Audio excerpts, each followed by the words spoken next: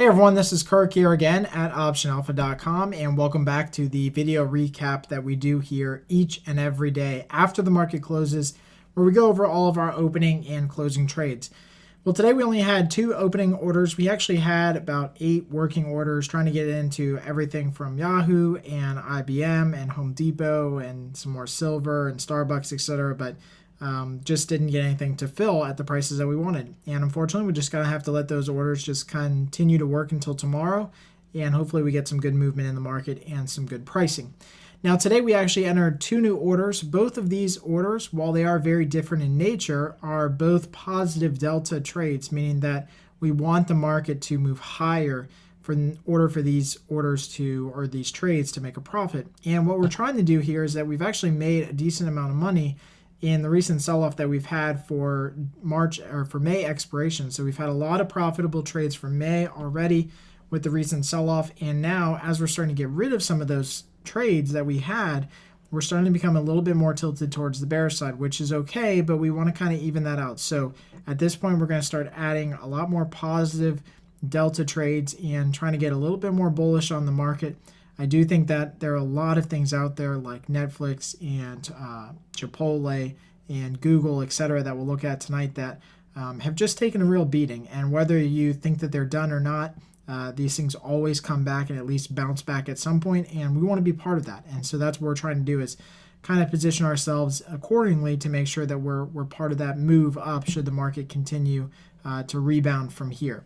So starting off the night with Bank of America, this is one that we have had a lot of success with. Again, another very successful just stock that we've traded over the last year or so, and went ahead and sold after the earnings that Bank of America had just the other day. The stock gapped way lower. And although the gap lower tends to mean that the stock's going to move in that direction, again, we just want some positive exposure to the market. And implied volatility has actually stayed relatively high in this thing going through this whole gap. So usually after earnings, we get a big crush in implied volatility. And we did have a down move in implied volatility, but it still stayed above that 50th percentile. So we were able to then go in and sell the Bank of America June 15-14 put spread for about 33 cents in credit. Now, we actually got a little bit closer to the market than we like to, and that's because we wanted to take in a decent credit on this trade. So it was a little bit more aggressive than what we usually do as far as our probability range. We got a little bit closer to the market than we usually do. Bank of America right now is trading, I believe, just above 15. I'm going to go to the chart here of Bank of America. Yeah, it's trading about 15.24, and we got in on these at earlier in the day, right after the open, and so we've actually seen some good success in it. We're up about 25 bucks, which is okay for a day. But you'll see that implied volatility has already started to decay a little bit more. When we entered this trade in the morning, implied volatility was up around 54 or so. So it was a really good entry. And as long as the market continues higher, we haven't really left a lot of room for error in this one, just because of the nature of where we're trading. So our break even does move us down below the strike, but our first strike is really at 15 here. And that's kind of the line in the sand that I draw going forward so that we know where we're going to be making or losing money should the stock continue to move lower. But my hope is that at least it fills this gap a little bit that it made during earnings. And again, if nothing else, that we're adding a lot of great positive delta to our portfolio, which really needs it at this point. The other trade that we want to talk about and go into a little bit more detail on tonight is actually Google. Now, I know I don't spend a lot of time going over every single debit spread because honestly, we just don't trade them any big size or any big lots. And Google is one example of one that we can go over tonight since we don't have a lot of trades to go over. And what we did in Google is went ahead and bought the June contracts, the 525, 530 call spread. So we bought the 525 on a debit spread, sold the 530 to help finance that purchase, and the net price is that we paid about $260 as a total debit for each contract. So in total, we paid a little over $500 for the whole thing, the whole trade. Now, our risk is actually just about exactly the same. It's a almost $500 risk for a $500 trade roughly. And so it is a true 50-50 probability bet. But that's where I think actually people get it wrong. And so we're going to go to the chart of Google, and then we're going to take a look at the Analyze tab. And I'm going to show you a bad example of doing a debit spread. Now here's a look at Google, and the reason that we decided to choose Google as our first setup is because it has this huge morning star pattern. And for those of you who are new to the membership, we've got a ton of video tutorials on candlestick patterns and technical analysis, but this is a huge pattern usually in stocks. And what happens is we have a down day followed by this huge hammer at the bottom where you can see that Google yesterday traded way lower, down around 500, and regained all of that move in the same day. And then today it's continuing higher. So this big hammer pattern that we see down at the bottom here suggests that we could be at the lows for Google, at least short term. Now, on top of that, we also have implied volatility, which is also very low. So it's at about the 6th percentile, which is extremely low. And that's also because earnings have already come and gone. So we already had that volatility crush in Google after earnings, which means that it's no longer a good trade to sell any type of premium. So you don't want to be selling any spreads, no iron condors, no butterflies, nothing like that. You just want to stick with the basics, the calendars and the debit spreads. So we're naturally bullish on Google just because of the huge move that's had down lower. It's going to have an opportunity to come back higher, and that's what we want the stock to do. So even after all this is said and done, so you know where you want the stock to go, you know where implied volatility is, but it's still really important to choose the right strikes. So I want to go in here to the trade tab and just show you guys where our strikes are. So again, you can see our position down the bottom left-hand corner.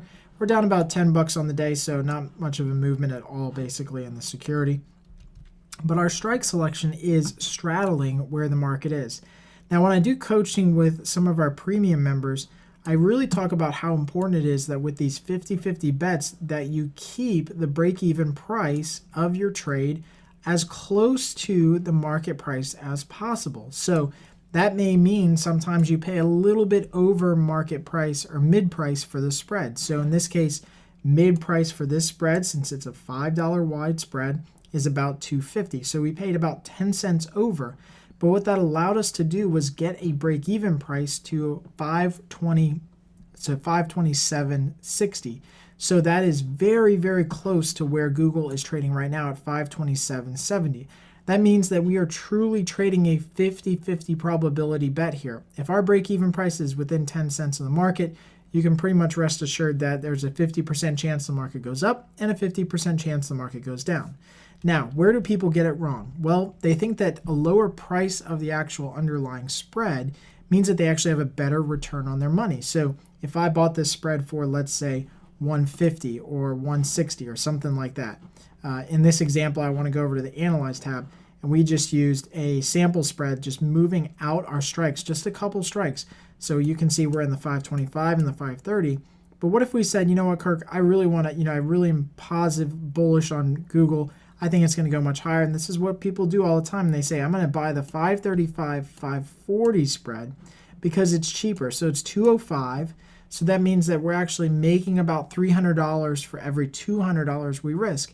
And while on the outside that looks really good, what they forget is their break even. So if I actually look on this chart here and we take a look at this actual spread that we're in right now, you can see what the vertical spread looks like, profit and loss. So we have this very defined profit and loss diagram, which looks very similar to the call spread. Now Google is trading right now at this dotted red line, and you'll notice that that's exactly where our profit and loss line equals or crosses over the zero barrier at expiration. So if Google trades anywhere above where it is now at expiration, we make money. And anywhere above or below where it is between now and expiration, we make money. So we are truly starting off with a bet that's 50-50. Now here's what other people do, and I have this analyzed simulated trade here. So I've taken off that trade and I've added this other trade down here below. So if they move their strikes out to, let's say, the 535, 540, now you'll notice that the profit loss line shifts over to the right to those new strikes. Now remember, Google is still trading right here at 527. So what this means is that Google has to not only trade above 527, it's got to trade all the way up to 537 or more before expiration before it actually makes money. So again, you can see why this is such a bad bet, because it's not a 50-50 bet. Even though you're getting a lower or paying a lower price for the spread, you're actually taking a worse probability trade. You need Google to not only make a move above 527 where it is now, which is hard enough to make a decision like that when you're trading directionally a stock.